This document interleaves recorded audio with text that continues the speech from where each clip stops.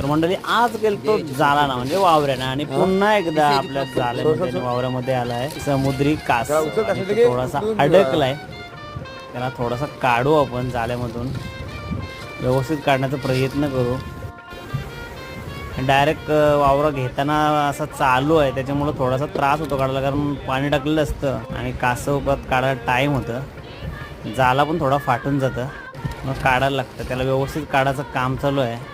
थोडासा अडकला, त्याचे पुढचे पंख अडकलेत, बघू निघतील आता. व्यवस्थित काढू आणि आपण त्याला सोडून देणार आहोत. आता आपण त्याला व्यवस्थित काढलं आहे, मस्त एकदम व्यवस्थित काढलं. त्याला काही इजा नव्हतं, त्याला काढलं आहे आणि त्याला आता आपण देणार आहोत सोडून. परत समुद्रात त्याला आपण सोडून देणार आहोत. बघा एकदम व्यवस्थित काढून त्याला व्यवस्थितरित्या समुद्रात सोडून दिला.